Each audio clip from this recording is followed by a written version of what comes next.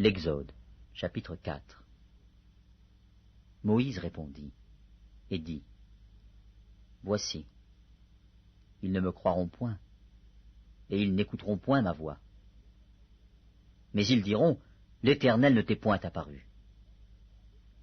L'Éternel lui dit, Qu'y a-t-il dans ta main?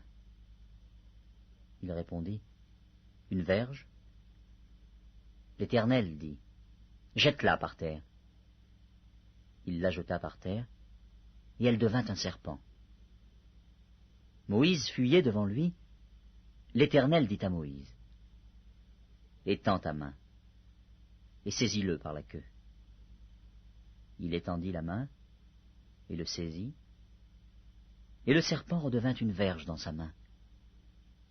C'est là, dit l'Éternel, ce que tu feras, afin qu'ils croient que l'Éternel, le Dieu de leur père, t'est apparu, le Dieu d'Abraham, le Dieu d'Isaac et le Dieu de Jacob.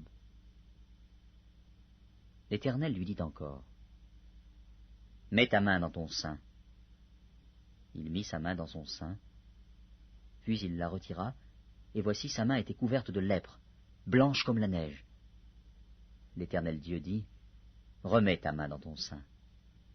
Il remit sa main dans son sein, puis il la retira de son sein, et voici, elle était redevenue comme sa chair. S'ils ne te croient pas, dit l'Éternel, et n'écoutent pas la voix du premier signe, ils croiront à la voix du dernier signe.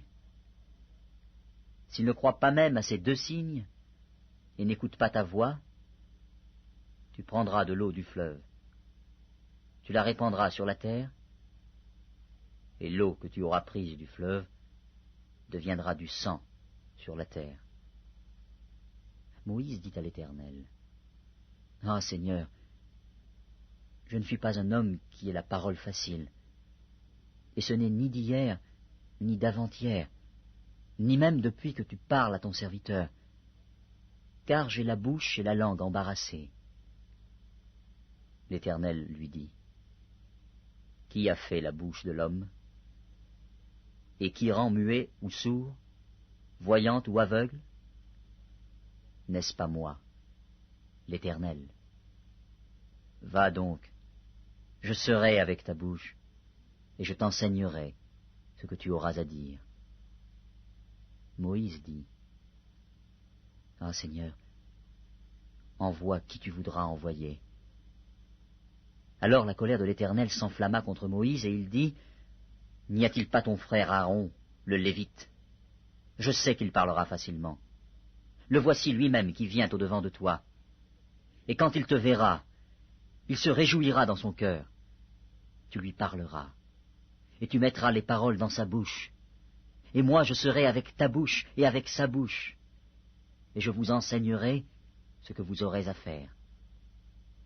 Il parlera pour toi au peuple, il te servira de bouche, et tu tiendras pour lui la place de Dieu. Prends dans ta main cette verge, avec laquelle tu feras les signes.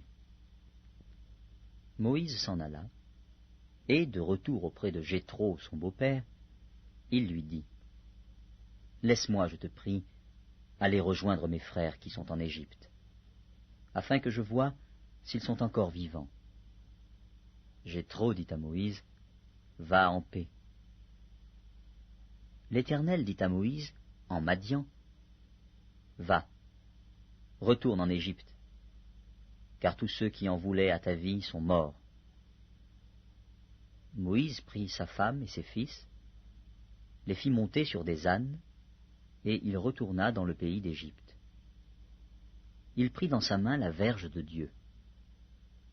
L'Éternel dit à Moïse, En partant pour retourner en Égypte, vois tous les prodiges que je mets en ta main. Tu les feras devant Pharaon, et moi j'endurcirai son cœur, et il ne laissera point aller le peuple. Tu diras à Pharaon, Ainsi parle l'Éternel. Israël est mon fils, mon premier-né. Je te dis, laisse aller mon fils, pour qu'il me serve. Si tu refuses de le laisser aller, voici, je ferai périr ton fils, ton premier-né. Pendant le voyage, en un lieu où Moïse passa la nuit, l'Éternel l'attaqua et voulut le faire mourir. Séphora prit une pierre aiguë, coupa le prépuce de son fils et le jeta aux pieds de Moïse en disant « Tu es pour moi un époux de sang. » Et l'Éternel le laissa. C'est alors qu'elle dit « époux de sang » à cause de la circoncision. L'Éternel dit à Aaron « Va dans le désert, au devant de Moïse. » Aaron partit, il rencontra Moïse à la montagne de Dieu, et il le baisa. Moïse fit connaître à Aaron toutes les paroles de l'Éternel qu'il avait envoyées, et tous les signes qu'il lui avait ordonné de faire. Moïse et Aaron poursuivirent leur chemin, et ils assemblèrent tous les anciens des enfants d'Israël. Aaron rapporta toutes les paroles que l'Éternel avait dites à Moïse, et il exécuta les signes aux yeux du peuple. Et le peuple crut. Ils apprirent que l'Éternel avait visité les enfants d'Israël, qu'il avait vu leurs souffrances, et ils s'inclinèrent et se prosternèrent.